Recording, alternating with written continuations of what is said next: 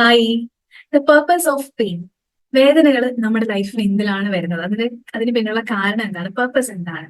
അതുപോലെ ലൈഫിൽ ഉണ്ടാവുന്ന ഈ ചാലഞ്ചിങ് സിറ്റുവേഷൻസ് നമ്മളെ എങ്ങനെയാണ് ഷേപ്പ് ചെയ്യുന്നത് എന്ന് നമുക്ക് നോക്കാം. സോ നമ്മുടെ ലൈഫിൽ പല പല പ്രശ്നങ്ങളും എല്ലാവരുടെയും ലൈഫിൽ പ്രശ്നങ്ങൾ വരും അല്ലേ? സംടൈംസ് ഒരു ബ്രേക്കപ്പ് ആവാം, അല്ലെങ്കിൽ എന്തെങ്കിലും ഒരു ഫെയിലിയർ ആവാം, എന്തെങ്കിലും നഷ്ടമായിരിക്കാം, റിജക്ഷൻ ആയിരിക്കാം. അങ്ങനെ പല പല പ്രശ്നങ്ങൾ എല്ലാവരുടെയും ലൈഫിൽ വരും. അപ്പൊ കോമൺലി എല്ലാവരും അതിനോട് റിയാക്ട് ചെയ്യുന്നത് എന്തിനാ ദൈവമേ എനിക്കിത് തന്നത്? അല്ലെങ്കിൽ ജീവിതം ഇങ്ങനെയാണ്, എപ്പോഴും ഞാൻ അൺലക്കിയാണ്, എന്റെ ലൈഫ് എപ്പോഴും അൺഫെയർ ആണ്, എന്റെ ജീവിതത്തോടു കൂടി തീർന്നു, നശിച്ചു. അങ്ങനെയൊക്കെ നമ്മൾ വളരെയധികം നെഗറ്റീവായിട്ട് റിയാക്ട് ചെയ്യാറുണ്ട് അല്ലെ ഈ സിറ്റുവേഷൻസിനോട്. പക്ഷേ ഈ പ്രശ്നങ്ങൾ നമ്മുടെ ലൈഫിലേക്ക് വരുന്നത് അത് നമ്മൾക്ക് സംഭവിക്കുന്ന പ്രശ്നങ്ങളായിട്ട് എടുക്കാതെ നമുക്ക് വേണ്ടി സംഭവിക്കുന്ന പ്രശ്നങ്ങളായിട്ട് എടുത്താലോ? അതാണ് ദ പവർ ഓഫ് ബിലീഫ്. ഇപ്പൊ ഞാൻ പറഞ്ഞ പോലെ എല്ലാവരുടെയും ലൈഫിൽ പ്രശ്നങ്ങളുണ്ട്. പക്ഷെ ഇപ്പൊ നിങ്ങൾ പല ഹാപ്പി ആയിട്ടുള്ള ആളുകൾ, സക്സസ്ഫുൾ ആയിട്ട് ആളുകൾ, അവരുടെ ലൈഫ് എടുത്ത് നോക്കിയാലും അവരുടെ ലൈഫിലും അവർ ഫെയിലിയേഴ്സ് അനുഭവിച്ചിട്ടുണ്ട്, റിജക്ഷൻസ് അനുഭവിച്ചിട്ടുണ്ട്, ബിട്രയൽസ് അനുഭവിച്ചിട്ടുണ്ട്. എല്ലാ തരത്തിലുള്ള പ്രശ്നങ്ങൾ അവരുടെ ലൈഫിലും ഉണ്ട്. പക്ഷെ എന്താണ് വാട്ട് മേക്സ് ദ ഡിഫറൻസ്? ആ പ്രശ്നങ്ങളിൽ അവർ തളർന്നിരിക്കാറില്ല. അതാണ് ആ ഡിഫറൻസ്. അവര് അതിൽ നിന്ന് കയറി വരാനുള്ള എഫേർട്ട് ഇടും. അവരവരുടെ ബിലീഫ് സിസ്റ്റം ചേഞ്ച് ചെയ്യും. സോ അതുകൊണ്ട് തന്നെ എന്താ പറയാ, ഈ ഒരു കോട്ട് നിങ്ങൾ എല്ലാവരും കേട്ടിട്ടുണ്ടാവും. Everything happens four A reason. എല്ലാത്തിനും പിന്നിൽ ഒരു കാരണമുണ്ട് എന്ന്, അല്ലെ? അപ്പൊ ആ ഒരു കാരണത്തിന് പലരും വിചാരിക്കുന്നത് എന്താ പറയാ, നമ്മുടെ ജാതകത്തിലുള്ള കാര്യമോ ഹോറോസ്കോപ്പ് അങ്ങനെയല്ല. അതിന് പിന്നെ ഒരു ലെസൺ ഉണ്ട് എന്നുള്ളതാണ്. സോ നമ്മുടെ ബിലീഫ്സ് ആണ് ഈ ഹീലിംഗിലും നമ്മളെ ഷേപ്പ് ചെയ്യുന്നത് പലപ്പോഴും. പല ആളുകളും അവരനുഭവിക്കുന്ന പ്രശ്നങ്ങൾ എന്റെ വിധി, എന്റെ കർമ്മഫലം എന്ന് വിചാരിച്ചു അതിന് പിന്നിൽ ഒരു കാരണവുമില്ല. ഞാൻ എന്തെങ്കിലും മുൻജന്മത്തിൽ ചെയ്ത പാപത്തിന്റെ ഫലമാണ് ഇപ്പൊ അനുഭവിക്കുന്നത് എന്ന് വിചാരിച്ചിരുന്നാൽ അതൊരു ഡെഡ് എൻഡ് ആണ്. നിങ്ങൾ അവിടെ ഇരിക്കും, അത് അനുഭവിച്ച് അവിടെ ഇരിക്കും, കയറി വരാനേ പറ്റാതാവും. പക്ഷെ അതിന് പിന്നിൽ ഒരു കാരണമുണ്ട്, ഒരു പാറ്റേൺ. എന്റെ ലൈഫിൽ പ്രശ്നങ്ങളിൽ ഒരു പാറ്റേൺ ഉണ്ട്. സോ എന്തോ ഒരു കാര്യം ഞാൻ മാറ്റണം. ഒരു ഈവൻ ഓഫ് നിങ്ങൾ പാസ്റ്റ് ലൈഫ് കർമ്മയിൽ വിശ്വസിക്കുന്ന ആളാണെങ്കിലും പണ്ടൊരു മോശം കാര്യം ചെയ്തുകൊണ്ടാണല്ലോ നിങ്ങൾ ഇപ്പൊ അത് അനുഭവിക്കുന്നത്. അപ്പൊ ഇപ്പൊ എന്തോ ഒരു നല്ല കാര്യം നിങ്ങൾ ചെയ്യണ്ടേ, അല്ലെങ്കിൽ അന്ന് ചെയ്തതിൽ എന്തോ ഒരു മാറ്റി ചെയ്യണ്ടേ, എങ്കിലല്ലേ നിങ്ങൾക്ക് ആ ലൂപ്പിൽ നിന്ന് പുറത്തു വരാൻ പറ്റുള്ളൂ. സോ എന്ത് തന്നെയാണ് നമ്മുടെ ആ ഒരു പ്രശ്നത്തിന് പിന്നിൽ ഒരു റീസൺ ഉണ്ട്, അതിനൊരു കാരണമുണ്ട്. നമ്മൾ ആ കാരണം മനസ്സിലാക്കിയാൽ അവിടെയാണ് നമ്മളെ ഗ്രോത്ത് തുടങ്ങുന്നത്, അവിടെയാണ് നമ്മൾ ലൂപ്പിൽ നിന്ന് പുറത്തു വരുന്നത്. അല്ലെങ്കിൽ നമ്മൾ ആ പാറ്റേണിൽ റിപ്പീറ്റഡ് ആയിട്ട് കിടന്നു പോകും. ഓക്കെ. So reframing stories. നമ്മുടെ ജീവിതത്തിൽ സംഭവിച്ചിട്ടുള്ള ഈ അൺഫോർച്ചുനേറ്റ് എന്ന് പറയുന്ന പോലത്തെ ഇവന്റ്സ് എല്ലാം, അതിന്റെ എല്ലാം പിന്നിലെ കഥകൾ നമ്മൾ മാറ്റി എഴുതേണ്ട ആവശ്യമുണ്ട്.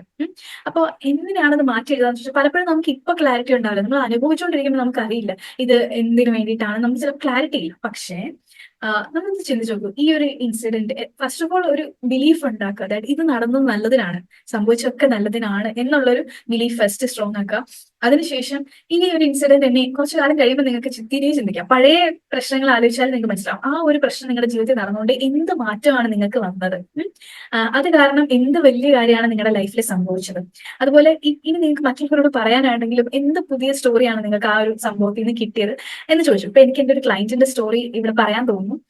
പുള്ളിക്കാരത്തി ഒരു ഹൗസ് വൈഫ് ആയിരുന്നു. അപ്പൊ ഹസ്ബൻഡ് ആയിട്ട് ഇഷ്യൂസ് ഉണ്ടായിരുന്ന സമയത്ത് പുള്ളിക്കാരത്തി സ്വയം ഇൻഡിപെൻഡന്റ് ആവണം എന്നുള്ള ഒരു തോട്ട് പുള്ളിക്കാരത്തിക്ക് വരുന്നത് അങ്ങനെയാണ്. അപ്പൊ അങ്ങനെ പുള്ളിക്കാരത്തി ആളുടെ ഒരു സ്വന്തമായിട്ടൊരു ബിസിനസ് സ്റ്റാർട്ട് ചെയ്തു. അപ്പൊ ഇന്ന് പുള്ളിക്കാരത്തി തിരിഞ്ഞു നോക്കുമ്പോൾ പറയും, അന്ന് ഹസ്ബൻഡുമായിട്ട് ആ ഒരു പ്രശ്നം ഉള്ളതുകൊണ്ട് മാത്രമാണ്, അല്ലെങ്കിൽ ഞാൻ ഹൗസ് വൈഫായിട്ട് ഒതുങ്ങി പോയേനെ. അന്ന് ആ ഇഷ്യൂ ഉണ്ടായതുകൊണ്ടാണ് ഞാൻ ഈ ഒരു ബിസിനസ് സ്റ്റാർട്ട് ചെയ്യുന്നത് എന്ന്. അപ്പൊ ആ ഒരു മാറ്റം വന്നു. അതുപോലെ ഹസ്ബൻഡിൽ നിന്നും പേരൻസിൽ നിന്നും ഒക്കെ വളരെ ഡോമിനേറ്റിംഗ് ആയിട്ടുള്ള, എല്ലാവരും പുള്ളിക്കാരത്തി ഭരിക്കുന്ന പോലത്തെ ഒരു പെരുമാറ്റം ഉണ്ടായിരുന്നു. പക്ഷെ ഹസ്ബൻഡിന്റെ ആ ഒരു ഇൻസിഡന്റിൽ നിന്ന് വീട്ടുകാരുടെ ആയാലും ഹസ്ബൻഡ് ആയാലും എല്ലാവരുടെയും ആ ഒരു ഡോമിനൻസ് പുള്ളിക്കാരത്തി ആ ഒരു പാറ്റേൺ ബ്രേക്ക് ചെയ്തു. ഇൻഡിപെൻഡന്റ് ആയിട്ട് എല്ലാ കാര്യങ്ങളും ചെയ്യാൻ, സ്വന്തം ഡിസിഷൻസ് എടുക്കാൻ, അങ്ങനെ എല്ലാ കാര്യങ്ങളും തിരിച്ച് പിടിക്കാനുള്ള ആ രീതിയിലേക്ക് പുള്ളിക്കാരത്തി മാറി. സോ ഇപ്പൊ പുള്ളിക്കാരി തിരിഞ്ഞു നോക്കുമ്പോൾ ഹസ്ബൻഡിനെ ബ്ലെയിം ചെയ്യല്ല. പുള്ളി എന്റെ ലൈഫ് നശിപ്പിച്ചു, എന്റെ വർഷങ്ങൾ കളഞ്ഞു, അങ്ങനെ എന്റെ ലൈഫ് സ്പോയിൽ ചെയ്തു, അങ്ങനെയല്ല പുള്ളിക്കാരത്തി പറയുന്നത്. പുള്ളിക്കാരൻ കാരണം എന്റെ ലൈഫിൽ ഇങ്ങനെ ഒരു നല്ല മാറ്റം ഉണ്ടായി എന്നാണ് പറയുന്നത്. സോ അതുകൊണ്ട് നമ്മുടെ ലൈഫിൽ നടന്ന ഈ അൺഫോർച്ചുനേറ്റ് ആയിട്ടുള്ള ഇൻസിഡൻസിനെല്ലാം മറ്റുള്ളവരെ ബ്ലെയിം ചെയ്യാതെ ഇൻസ്റ്റെഡ് അത് എനിക്ക് വേണ്ടിയിട്ട് സംഭവിച്ചതാണ്, എന്തോ ഒരു കാര്യം ഞാൻ മാറ്റാൻ വേണ്ടിയിട്ട് സംഭവിച്ചതാണ് എന്നുള്ള രീതിയിൽ നമ്മൾ റീഫ്രെയിം ചെയ്യാൻ തുടങ്ങി, അല്ലെ അറ്റ്ലീസ്റ്റ് ആ ഒരു മൈൻഡ് സെറ്റ് നമ്മൾ വെച്ചാൽ നമുക്ക് അതിന് സ്യൂട്ടബിൾ ആയിട്ടുള്ള കാര്യങ്ങൾ നമ്മളുടെ വരും. അത് എന്റെ ഒരു എന്താ പറയാ, എന്റെ വിധിയാണ് എന്ന് വിചാരിച്ചിരുന്നാൽ നിങ്ങൾക്ക് അത് വിധി തന്നെയായി പോകും. ഇൻസ്റ്റെഡ് ഇത് എനിക്ക് എന്തോ നല്ലതിന് വേണ്ടിയാ എന്ന് വിചാരിച്ചാൽ നല്ല കാര്യങ്ങൾ വന്നുകൊണ്ടേയിരിക്കും. സോ നമ്മുടെ സബ് കോൺഷ്യസ് മൈൻഡ് അത് വിശ്വസിക്കുന്നത് വരെ നമ്മൾ പറഞ്ഞ് വിശ്വസിപ്പിച്ചുകൊണ്ടേ ഇരിക്കുക. അപ്പോൾ ഈ ഒരു സമയത്ത് ഞാൻ ക്വാണ്ടം ലീപ്പ് എന്ന് പറയുന്ന ഒരു കൺസെപ്റ്റിനെ പറ്റി പറയാൻ ആഗ്രഹിക്കുന്നു. ക്വാണ്ടം ലീപ്പ് എന്ന് പറഞ്ഞാൽ ഫിസിക്സിലുള്ള ഒരു കൺസെപ്റ്റ് ആണ്. അതായത് നമ്മുടെ കോംപ്ലിക്കേറ്റഡ് ആക്കുന്നില്ല, എന്നാലും സിമ്പിൾ ആയിട്ട് പറയാം. ഒരു ആറ്റത്തിന്റെ അകത്ത് പ്രോട്ടോൺസ് ഇലക്ട്രോൺസ് ഉണ്ടല്ലോ. അപ്പോൾ പ്രോട്ടോൺസിനെ ചുറ്റുന്ന ഇലക്ട്രോൺസ് കറങ്ങുന്ന ആ ഒരു ഓർബിറ്റിൽ നിന്ന് അടുത്ത ഓർബിറ്റിലേക്ക് പെട്ടെന്ന് ജമ്പ് ചെയ്യുന്നതാണ് ക്വാണ്ടം ലീപ്പ് എന്ന് പറയുന്നത്. സോ അതേപോലെ തന്നെ നമുക്കും ക്വാണ്ടം ലീപ്പ് ചെയ്യാൻ പറ്റും. അതായത് നമ്മുടെ വൈബ് വളരെ ലോ ആണ്, നെഗറ്റീവ് ആണ് എന്നുണ്ടെങ്കിൽ നമുക്ക് പെട്ടെന്ന് ഒരു ബ്രേക്ക് ത്രൂ ഉണ്ടാക്കാൻ പറ്റും. നമ്മുടെ ഹ്യൂജ് ബ്രേക്ക് ത്രൂ ലൈഫിലും മൈൻഡ് സെറ്റിലും ജസ്റ്റ് ഒരു മൂമെന്റിൽ, അല്ലെങ്കിൽ എന്താ പറയാ, കുറച്ച് മൊമെന്റ്സ് അല്ലെങ്കിൽ മാക്സിമം ഡേയ്സ് അതിനുള്ളിൽ തന്നെ. കാരണം പല ആളുകളും വിചാരിക്കുക ഒരു ബ്രേക്കപ്പ് ഉണ്ടായി, അല്ലെങ്കിൽ ഒരാൾ മരിച്ചു നമ്മുടെ ലൈഫിൽ, അല്ലെങ്കിൽ എന്തെങ്കിലും ഒരു പ്രശ്നം ഉണ്ടായി, ഇങ്ങനെ ഒരു മാസത്തോളം ഞാൻ വിഷമിക്കണം, അല്ലെങ്കിൽ ഒരു വർഷം എടുക്കും എനിക്ക് ഇതിന് മൂവ് ഓൺ ചെയ്യാൻ. പതുക്കെ പതുക്കെ വിഷമം മാറിയാൽ മതി. അങ്ങനെ സ്റ്റെപ്പ് ബൈ സ്റ്റെപ്പ് ആയിട്ട്, അല്ലെങ്കിൽ ഗ്രാജുവലി അങ്ങനെ വിശ്വസിച്ചിരിക്കാതെ. എനിക്കറിയില്ല നിങ്ങൾ എത്ര പേര് ദുൽഖർ സൽമാന്റെ ലക്കി ഭാസ്കർ ഫിലിം ഞാൻ കണ്ടിട്ടില്ല ആക്ച്വലി. ബട്ട് അതിലൊരു സീൻ ഉണ്ട്, ഞാൻ അതിങ്ങനെ ഒരു ട്രോൾ കണ്ടതാണ്, സോറി ട്രോൾ അല്ല, ഒരു മീം കണ്ടതാണ്. ദാറ്റ് പുള്ളിക്കാരൻ ഇങ്ങനെ എന്തോ ഒരു ഫെയിലിയർ സംഭവിച്ചു ആളുടെ ലൈഫിൽ. സോ ആള് ഒരു ഹാഫ് ഡേ അതിനു വേണ്ടി വിഷമിച്ചിരുന്നു. അതിനുശേഷം പുള്ളിക്കാരൻ അടുത്ത സ്റ്റെപ്പ് എടുക്കാൻ തുടങ്ങി. അപ്പൊ എല്ലാവരും ഇപ്പോഴല്ലേ ഒരു ഇത്രയും അൺഫോർച്ചുനേറ്റ് ഇൻസിഡന്റ് നടന്നത്, നീ ഉടനെ അടുത്ത കാര്യം ചെയ്യാൻ പോകണം ചെയ്യും. പകുതി ദിവസം ഞാൻ കളഞ്ഞില്ല, അതിൽ കൂടുതൽ കളയാൻ മാത്രമുള്ള ഇമ്പോർട്ടൻസ് ഒന്നും അതിനില്ല എന്നിങ്ങനെ പറഞ്ഞു. അപ്പൊ എനിക്ക് എന്റെ ഒരു ക്ലയന്റിന്റെ കാര്യം ഓർമ്മ വന്നു. പുള്ളിക്കാരൻ ഇതുപോലെ ബ്രേക്കപ്പിന് ശേഷം ഒരു മാസത്തോളം കരഞ്ഞു, വിഷമിച്ചു, വെള്ളം അടിച്ചു, ഡ്രഗ്സ് യൂസ് ചെയ്തു. അപ്പൊ ഞാൻ ആളോട് ചോദിച്ചു, ഈ പാറ്റേൺ എങ്ങനെ പുറത്തു വന്നു, പിന്നെ അതിലോട്ട് അഡിക്ഷൻ ആയി, അതിൽ നിന്ന് എങ്ങനെ കയറി വന്നു വെച്ചപ്പോൾ ആൾ പറഞ്ഞു, അത്രയും ഒരു മാസമൊക്കെ ആയപ്പോ എനിക്ക് തോന്നി അതിന് മാത്രം സ്നേഹമൊന്നും എനിക്ക് എന്നോട് പോലും ഇല്ല, പിന്നെയാണോ വേറൊരാളോട് എന്നുള്ളത്. അപ്പൊ അതുകൊണ്ട് എന്താ പറയാ, നമ്മൾ പലപ്പോഴും എന്താ പറയാ, നമ്മൾ ഒറ്റ മൊമെന്റിലായിരിക്കും നമുക്ക് ആ ചേഞ്ച് സംഭവിക്കാൻ, ആ മൈൻഡ് സെറ്റ് ഷിഫ്റ്റ് നമുക്ക് സംഭവിക്കാൻ പറ്റും. നമ്മൾ ഇപ്പൊ വിചാരിച്ചാൽ മതി, ഇനി മുതൽ ഞാൻ കരഞ്ഞിരിക്കില്ല, ഇനി മുതൽ ഞാൻ അതും പറഞ്ഞ് ആ ലൂപ്പിൽ കിടന്ന് കളിക്കില്ല, ബിക്കോസ് അത് കഴിഞ്ഞു, ഇറ്റ്സ് ഓവർ. അപ്പൊ അതുകൊണ്ട് ഇപ്പൊ വിചാരിച്ചാൽ നിങ്ങൾക്ക് ഇപ്പൊ തന്നെ നിങ്ങൾക്ക് മാറാൻ പറ്റും. ആൻഡ് മോസ്റ്റ്ലി ക്വിക്കായിട്ട് ഈ ക്വാണ്ടം ലീപ്പ് ചെയ്യുന്ന ആളുകൾക്ക് പെട്ടെന്നായിരിക്കും അവരുടെ ലൈഫിൽ അബൻഡൻസ്, ഓപ്പർച്യൂണിറ്റീസ് എല്ലാം പെട്ടെന്നായിരിക്കും വരുന്നത്.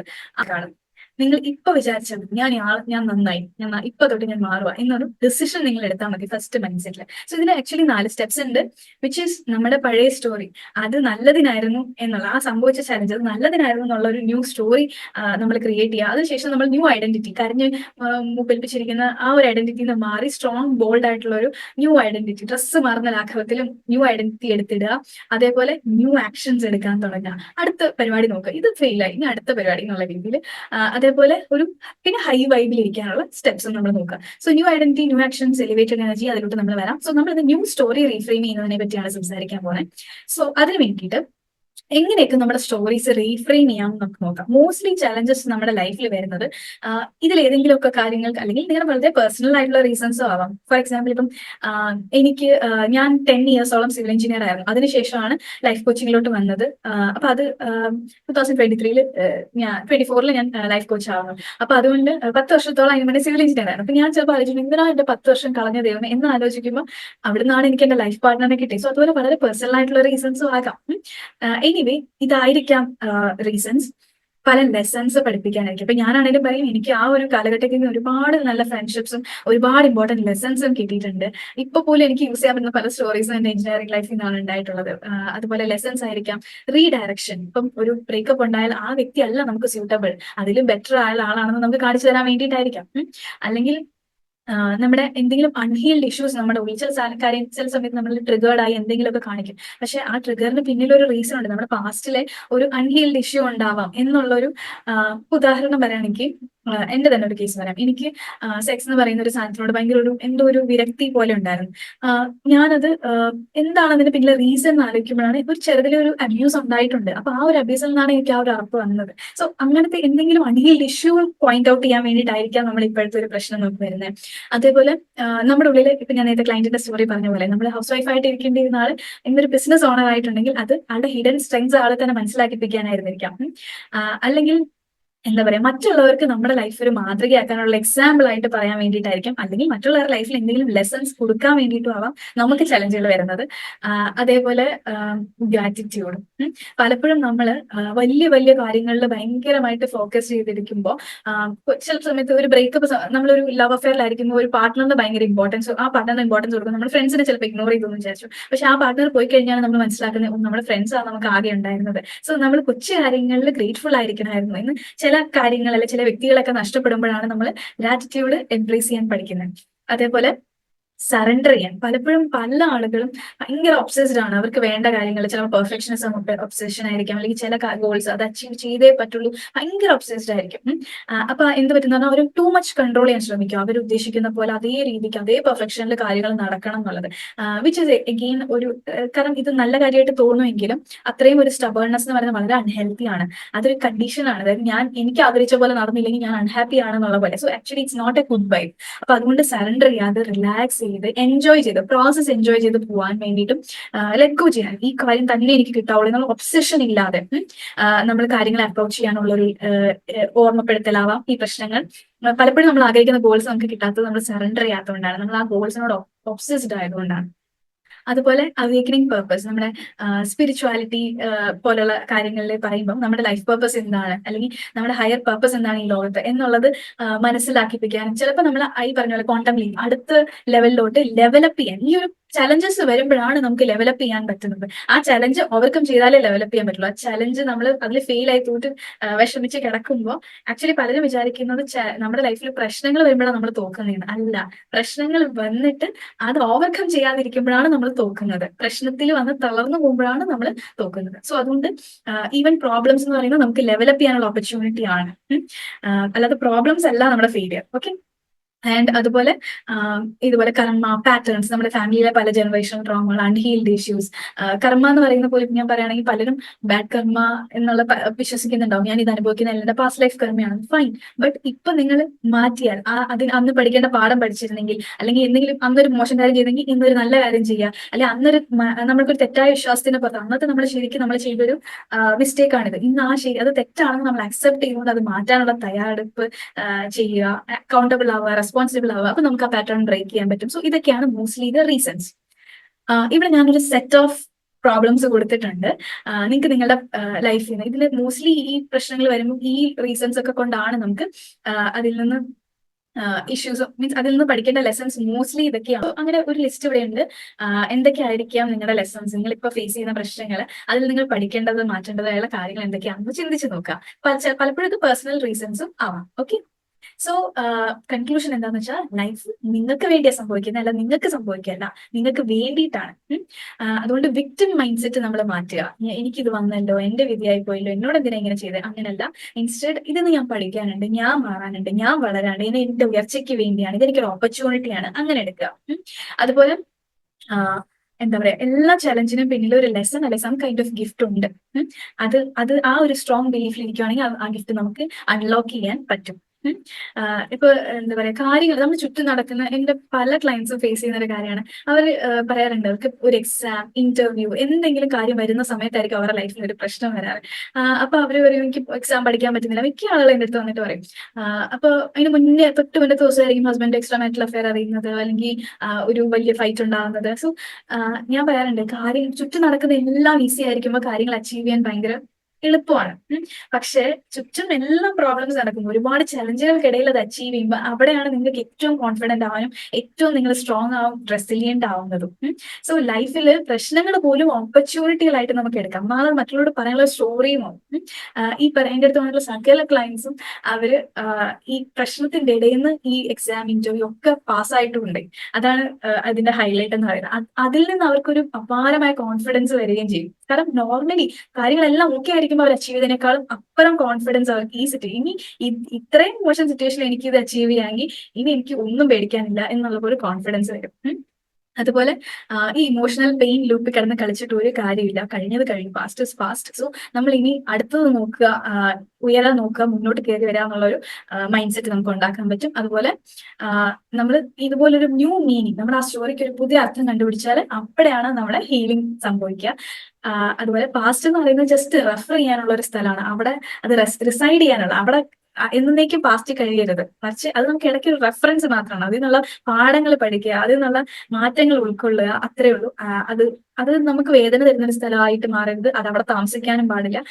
പ്രസന്റിലേക്ക് നമ്മൾ തിരിച്ചു വരിക എന്നുള്ളതാണ് അതിൽ നിന്ന് പഠിക്കേണ്ടത്. സോ ഞാൻ കുട്ടി ആക്ടിവിറ്റി തരാം. ഏതെങ്കിലും ഒരു ലൈഫിലെ ഒരു ഇൻസിഡന്റ് വളരെ പെയിൻഫുൾ ആയിട്ടുള്ളത് നിങ്ങൾ ആലോചിക്കുക. അതിനുശേഷം കുറച്ച് മുന്നത്തെയാണ് കേട്ടോ. ഇപ്പൊ നടന്നുകൊണ്ടിരിക്കുന്നതാണെങ്കിൽ നിങ്ങൾക്ക് ചിലപ്പോൾ ആ ക്ലാരിറ്റി കിട്ടില്ല. സോ കുറച്ച് നാൾ മുന്നത്തെ ഒരു ഇൻസിഡന്റ് ആലോചിച്ചിട്ട് ആ ഒരു ഇൻസിഡന്റിൽ നിന്ന് നിങ്ങൾ എന്തൊക്കെയായിരുന്നു പഠിക്കേണ്ടത്? അത് നിങ്ങൾ പഠിച്ചോ? അത് കാരണം നിങ്ങളുടെ ലൈഫിൽ എന്തൊക്കെ മാറ്റം വന്നു? ഉം. ആഹ് പിന്നെന്താണ് അതിന് എന്തെങ്കിലും ഒരു ഹയർ പർപ്പസ് ഉണ്ടായിരുന്നോ? ആ കാര്യം സംഭവിക്കുന്നതിന്റെ എന്തെങ്കിലും നല്ല രീതിയിലുള്ള എന്തെങ്കിലും കാര്യം ഉണ്ടായിട്ടുണ്ടോ? അങ്ങനെ ഒരു പുതിയ സ്റ്റോറി അതിനെ റീഫ്രെയിം ചെയ്ത് കൊടുക്കുക. അത് നടന്നുകൊണ്ടാണ് ഇന്ന കാര്യം സംഭവിച്ചത്. അതുകൊണ്ട് പലരും ഇപ്പം റിലേഷൻഷിപ്പ് പ്രശ്നങ്ങൾ കൊണ്ടാണ് കരിയർ എന്ന് പറയുന്ന ഒരു കാര്യം ഫിനാൻഷ്യൽ ഇൻഡിപെൻഡൻസ് എന്ന് പറയുന്ന ഒരു കാര്യത്തിലോട്ടൊക്കെ പലരും വരുന്നത്. അങ്ങനെ സംഭവം അതൊരു എന്താ പറയുക സംതിങ് എന്തെങ്കിലും ഒരു റീസൺ ഉണ്ടാവും. അങ്ങനത്തെ ചില സ്റ്റോറീസ് നിങ്ങൾ കണ്ടുപിടിച്ച് വെക്കുക. Okay, thank you.